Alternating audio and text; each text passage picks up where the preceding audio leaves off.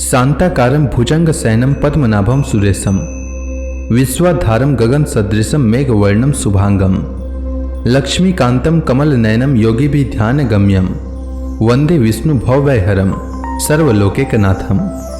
मंगलम भगवान विष्णु मंगलम गरुण ध्वज मंगलम पुंडरीकाक्ष मंगलाय तनोहरि। ओम नमो भगवते वासुदेवाय। आज कार्तिक महीने की कृष्ण पक्ष की सप्तमी तिथि है। आज का दिन आप सभी के लिए मंगलमय हो।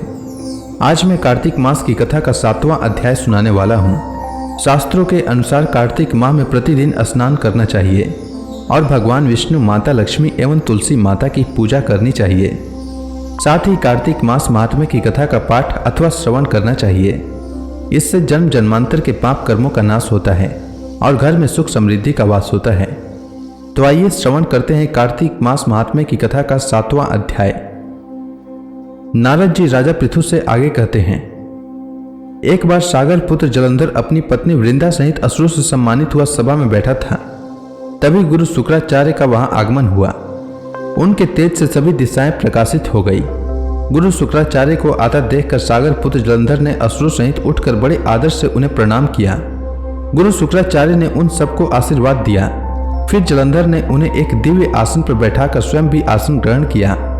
फिर सागर पुत्र जलंधर ने उनसे विनम्रता पूर्वक पूछा, हे गुरुजी, आप हमें यह बताने की कृपा करें कि राहु का सिर किसने काटा था। इस पर दैत्य गुरु शुक्राचार्य ने विलोचन पुत्र हिरण्यकश्यपु और उसके धर्मात्मा पौत्र का परिचय देकर देवताओं और असुरों द्वारा समुद्र मंथन की कथा संक्षेप में सुनाते हुए बताया कि जब समुद्र से अमृत निकला तो उस समय देव रूप बनाकर राहु भी पीने बैठ गया। इस पर इंद्र के पक्षपाती भगवान विष्णु ने राहु का सिर काट डाला। अपने गुरु के मुख से इस प्रकार के वचन सुनकर जलंधर के क्रोध की सीमा न रही। उसके नेत्र लाल हो गए। फिर उसने अपने धस्मर नामक दूत को बुलाया और उसे शुक्राचार्य द्वारा सुनाया गया वृतांत सुनाया। तत्पश्चात उसने धस्मर को आज्ञा दी कि तुम शीघ्र ही इंद्रपुरी में जाकर इंद्र को मेरी शरण में लाओ। धस्मर जलंधर का बहुत आज्ञाकारी एवं निपुण दूत था। वह जल्द ही इंद्र की सुधर्मा नामक सभा में जा पहुंचा और जलंधर के शब्दों में इंद्र से बोला, हे देवता धाम, तुमने समुद्र का मंथन क्यों किया और मेरे पिता के समस्त रत्नों को क्यों ले लिया? ऐसा करके तुमने अच्छा नहीं किया। यदि तू अपना भला चाहता है तो उन सब रत्नों एवं देवताओं सहित मेरी शरण में आ जा, अन्यथा मैं तेरे राज का ध्वंस कर दूंगा। इसमें कुछ भी मिथ्या नहीं है। इंद्र बहुत विस्मित हुआ और कहने लगा, पहले मेरे भय से सागर ने सब पर्वतों को अपने कुक्षी में क्यों स्थान दिया और उसने मेरे शत्रु दैत्यों की क्यों रक्षा की? इसी कारण मैंने उनके सब रत्न हरण किए हैं। मेरा द्रोही सुखी नहीं रह सकता, इसमें संदेह नहीं। इंद्र की ऐसी बात सुनकर वह दूत शीघ्र ही जालंधर के पास आया और सब बातें कह सुनाई। उसे सुनते ही वह दैत्य क्रोध के मारे अपने ओष्ठ फड़फड़ाने लगा और देवताओं पर विजय प्राप्त करने के लिए उसने उद्योग आरंभ किया। फिर तो सब दिशाओं से, पाताल से करोड़ों करोड़ों दैत्य उसके पास आने लगे। शुंभ निशुंभ आदि करोड़ों सेनापतियों के साथ जलंधर इंद्र से युद्ध करने लगा। शीघ्र ही इंद्र के नंदन वन में उसने अपनी सेना उतार दी। वीरों की शंख ध्वनि और गर्जना से इंद्रपुरी गूंज उठा। अमरावती छोड़ देवता उससे युद्ध करने चले। भयानक मार काट हुई। असुरों के गुरु शुक्राचार्य अपनी मृत संजीवनी विद्या से और गुरुदेव बृहस्पति द्रोणागिरि से औषधि लाकर मारे गए सेनाओं को जीवित करने लगे। इस पर जलंधर ने क्रुद्ध होकर कहा, मेरे हाथों से मरे हुए देवता जी कैसे जाते हैं? जिलाने वाली विद्या तो सिर्फ आपके पास है। इस पर शुक्राचार्य ने देव गुरु द्वारा द्रोणागिरि से औषधि लाकर देवताओं को जिलाने की बात कह दी। यह सुनकर जलंधर और भी कुपित हो गया। फिर शुक्राचार्य जी ने कहा, यदि शक्ति हो तो द्रोणागिरि को उखाड़कर समुद्र में फेंक दो, तब मेरे कथन की सत्यता प्रमाणित हो जाएगी। इस पर जलंधर कुपित होकर जल्द ही द्रोणागिरि पर्वत के पास पहुंचा और अपनी भुजाओं से पकड़कर द्रोणागिरि पर्वत को उखाड़कर समुद्र में फेंक दिया। यह तो भगवान शंकर का तेज था। इसमें जलंधर की कोई विचित्रता नहीं थी। तत्पश्चात यह सागर पुत्र युद्ध भूमि में आकर बड़े तीव्र गति से देवताओं का संहार करने लगा। जब द्रोणाचार्य जी औषधि लेने गए तो द्रोणाचल को उखाड़ा हुआ शून्य पाया। वह भयभीत होकर देवताओं के पास आए और कहा कि युद्ध बंद कर दो, जलंधर को अब नहीं जीत पाओगे। पहले इंद्र ने शिव जी का अपमान किया था, यह सुन देवता युद्ध में जय की आशा त्याग कर इधर उधर भाग गए। सिंधु सुत निर्भय हो अमरावती में घुस गए। इंद्र आदि सभी देवताओं ने गुफाओं में शरण ली। नारद जी आगे कहते हैं, तब इंद्र आदि देवता वहां से भय कंपित होकर भागते भागते वैकुंठ में विष्णु जी के पास पहुंचे। देवताओं ने अपनी रक्षा के लिए उनकी स्तुति की। देवताओं की उस दिन वाणी को सुनकर करुणा सागर भगवान विष्णु ने उनसे कहा कि हे देवताओं, तुम भय को त्याग दो, मैं युद्ध में शीघ्र ही जलंधर को देखूंगा। ऐसा कहते ही भगवान गरुड़ पर जा बैठे। तब समुद्र तनया लक्ष्मी जी ने कहा कि हे नाथ, यदि मैं सर्वदा आपकी प्रिया और भक्ता हूं तो मेरा भाई आपके द्वारा युद्ध में नहीं मारा जाना चाहिए। इस पर विष्णु जी ने कहा, अच्छा, यदि तुम्हारी ऐसी ही प्रीति है तो मैं उसे अपने हाथों से नहीं मारूंगा, परंतु युद्ध में अवश्य जाऊंगा, क्योंकि देवताओं ने मेरी बड़ी स्तुति की है। ऐसा कब भगवान विष्णु युद्ध के उस स्थान में जा पहुंचे जहां जलंधर विद्यमान था, और देखते ही देखते जलंधर और भगवान विष्णु में घोर युद्ध छिड़ गया। विष्णु के तेज से कंपित देवता सिंहनाद करने लगे। फिर तो अरुण के अनुज गरुड़ के पंखों की प्रबल वायु से पीड़ित हो दैत्य इस प्रकार घूमने लगे जैसे आंधी से बादल आकाश में घूमते हैं। तब अपने वीर दैत्यों को पीड़ित होते देखकर जलंधर ने क्रुद्ध होकर विष्णु जी को उद्धत वचन कहकर उन पर कठोर आक्रमण कर दिया। दोनों ओर से गदाओं, बाणों और शूलों आदि का भीषण प्रहार हुआ। दैत्यों के तीक्ष्ण प्रहारों से व्याकुल देवता इधर उधर भागने लगे। तब देवताओं को इस प्रकार भयभीत हुआ देख गरुड़ पर चढ़े भगवान युद्ध में आगे बढ़े और उन्होंने अपना सारंग नामक धनुष उठाकर बड़े जोर से टंकार किया। त्रिलोकी शाब्दित हो गई। पल मात्र में भगवान ने हजारों दैत्यों के सिरों को काट गिराया। फिर तो विष्णु और जलंधर का महासंग्राम हुआ। बाणों से आकाश भर गया। लोग आश्चर्य करने लगे। भगवान विष्णु ने बाणों के वेग से उस दैत्य की ध्वजा, छत्र और धनुष बाण काट डाले। इससे व्यथित हो उसने अपनी गदा उठाकर गरुड़ के मस्तक पर दे मारी। साथ ही क्रोध से उस दैत्य ने विष्णु जी की छाती में भी एक तीक्ष्ण बाण मारा। इसके उत्तर में विष्णु जी ने उसकी गदा काट दी और अपने सारंग धनुष पर बाण चढ़ाकर उसको बिंधना आरंभ किया। इस पर जलंधर उन पर अपने पैने बाण बरसाने लगा। उसने विष्णु जी को कई पैने बाण मारकर वैष्णव धनुष को काट दिया। धनुष कट जाने पर भगवान ने गदा ग्रहण कर ली और शीघ्र ही जलंधर को खींच कर मारी।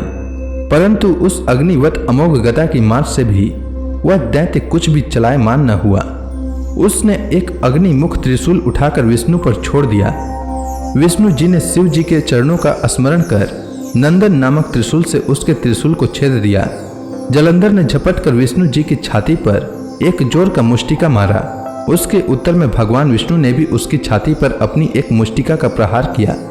फिर दोनों घुटने टेक बाहुओं और मुष्टिकों से बाहु युद्ध करने लगे। कितनी ही देर तक भगवान उसके साथ युद्ध करते रहे। तब सर्वश्रेष्ठ मायावी भगवान उस दैत्य राज से मेघवाणी में बोले, हे रण दुर्मत दैत्य श्रेष्ठ, तू धन्य है जो इस महायुद्ध में इन बड़े बड़े आयुधों से भी भयभीत न हुआ। तेरे इस युद्ध से मैं प्रसन्न हूँ, तू जो चाहे वर मांग। मायावी विष्णु की ऐसी वाणी सुनकर जलंधर ने कहा, हे भावुक, यदि आप मुझ पर प्रसन्न हैं तो यह वर दीजिए कि आप मेरी बहन तथा अपने सारे कुटुंबियों सहित मेरे घर पर निवास करें। नारद जी बोले। उसके ऐसे वचन सुनकर विष्णु जी को खेद तो हुआ, किंतु उसी क्षण देवेश ने तथा अस्तु कह दिया। अब विष्णु जी सब देवताओं के साथ जलंधरपुर में जाकर निवास करने लगे।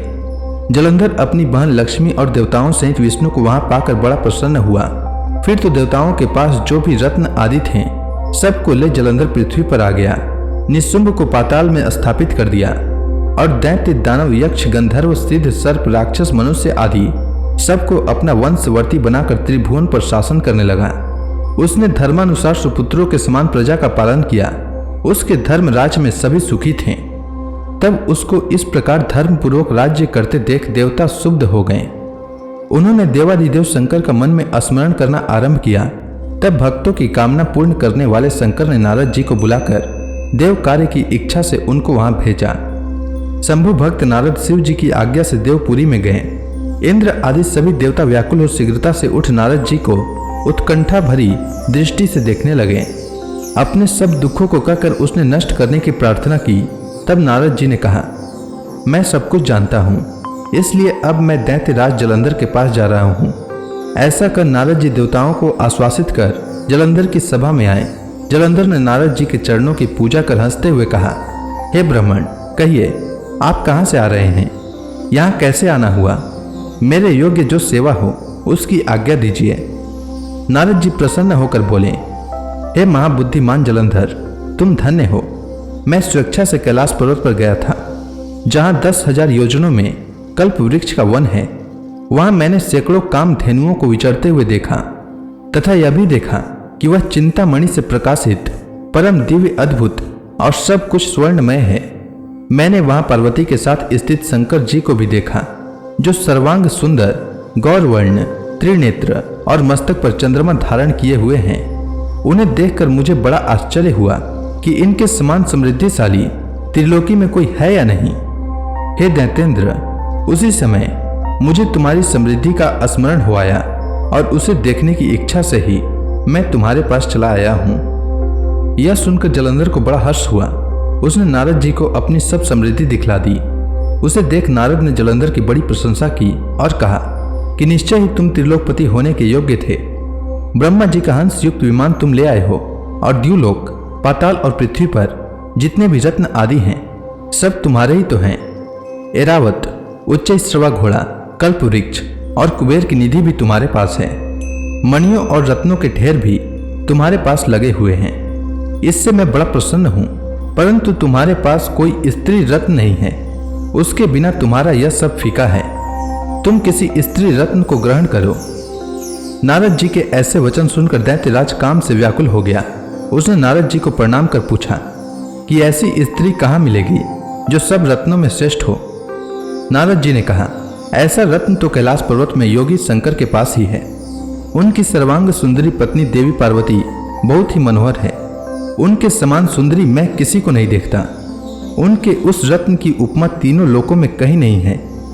देवर्षि उस दैत्य से ऐसा कहकर देव कार्य करने की इच्छा से आकाश मार्ग से चले गए। तो इसी के साथ कार्तिक मास महात्म्य की कथा का 7वां अध्याय पूर्ण हुआ। अब आगे की कथा मैं कल लेकर आता हूँ। तब तक के लिए भगवान विष्णु का नाम लेते रहें। तो प्रेम से बोलिए भगवान विष्णु की जय, श्री कृष्ण भगवान की जय, लक्ष्मी माता की जय, तुलसी माता की जय, समस्त देवी देवताओं की जय।